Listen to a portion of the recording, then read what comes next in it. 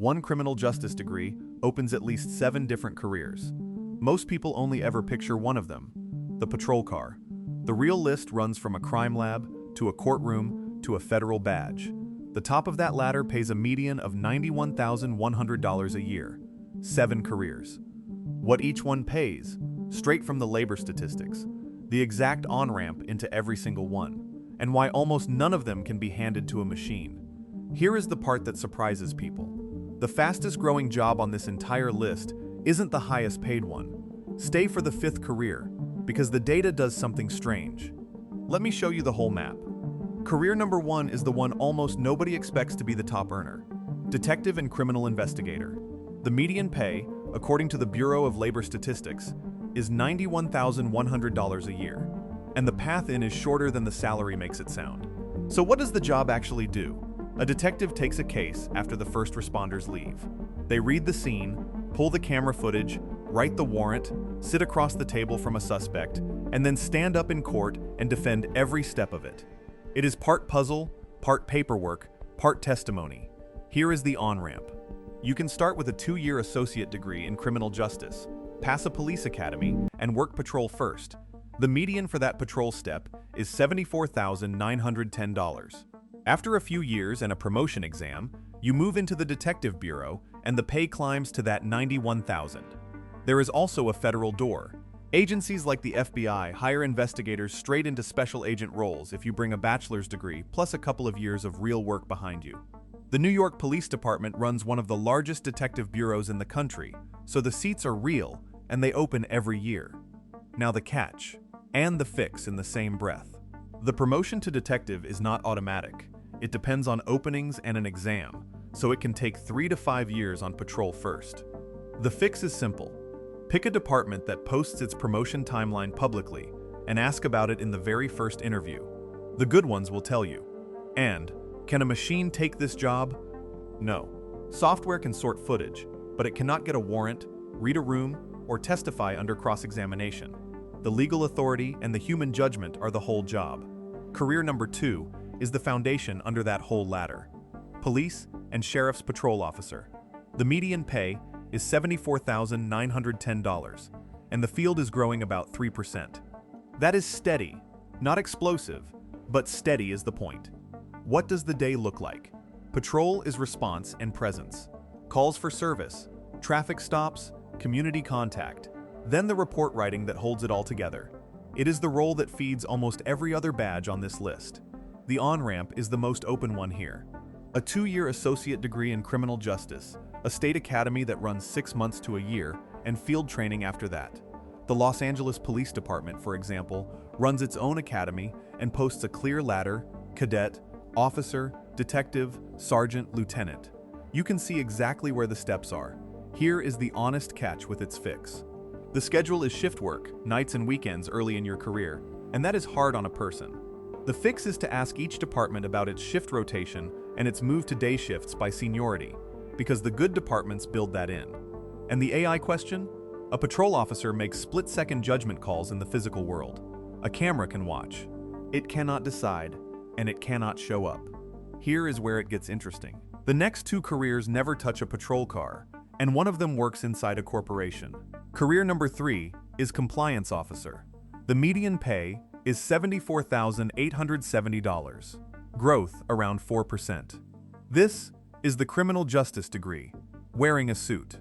A compliance officer makes sure a company follows the rules, the way an investigator makes sure a case follows the law. Same instinct, different building. They review transactions, run internal audits, and flag risk before it becomes a lawsuit. The on-ramp is a 4-year degree in criminal justice, or a related field, then an entry audit or risk role inside a bank, a hospital, or a tech firm. The catch is that early compliance work can feel like a lot of documentation.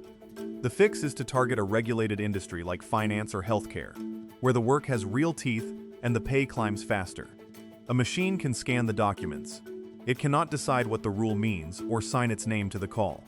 Career number 4 is emergency management director. The median pay is $74,630, growth around 4%. This is the person who plans for the worst day a city can have. They build the response plan for a hurricane, a wildfire, or a chemical spill, run the drills, and then lead the command center when the real thing hits. A 4-year degree plus a few years of response experience is the standard on-ramp. The catch is that the top jobs want that field experience first. So the fix is to start in a related public safety or planning role and stack the years while you study. And AI? A model can map a flood.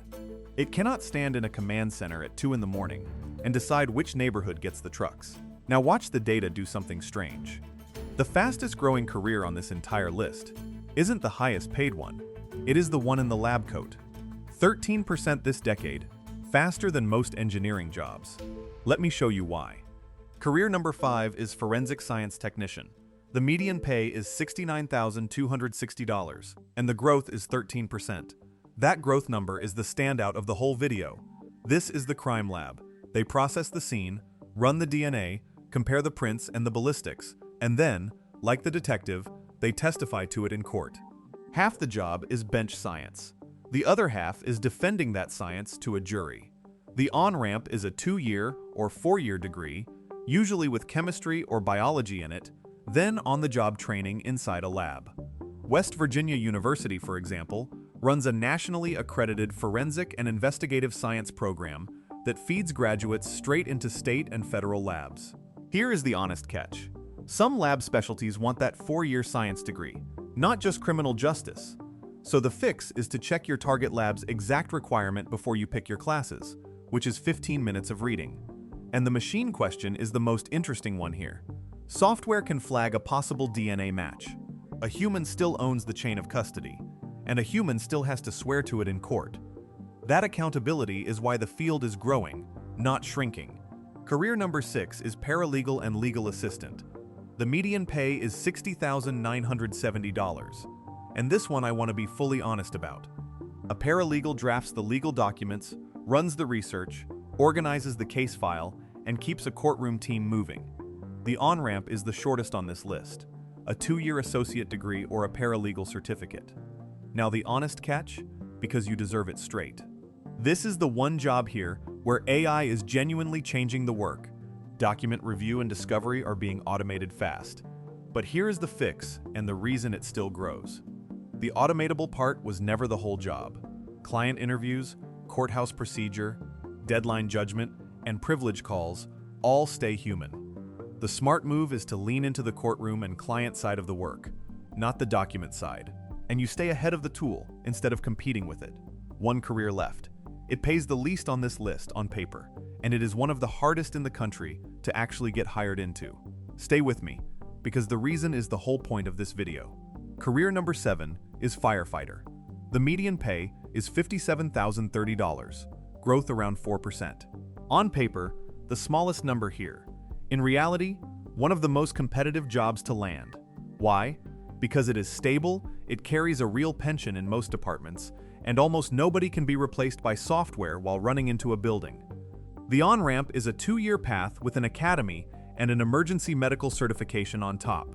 The catch is, the competition, popular departments get hundreds of applicants per opening. The fix is to get the emergency medical certification early because it moves you to the front of almost every hiring list. A robot can roll into heat. It cannot carry a person out and make the call on who to reach first. So step back and look at all 7 together. Here is the pattern that connects them. Every one of these careers grew from the same root, a criminal justice degree, and yet they spread across 4 completely different worlds. Public safety, the crime lab, the courtroom, the corporate office. And here is the thing they share that matters most. Almost none of them can be automated, because each one runs on something a machine does not have. Legal authority, physical presence, or the judgment to stand behind a decision in front of a jury or a city. That is the real answer to, what can I do with criminal justice?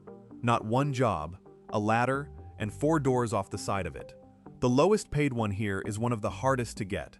The fastest growing one wears a lab coat.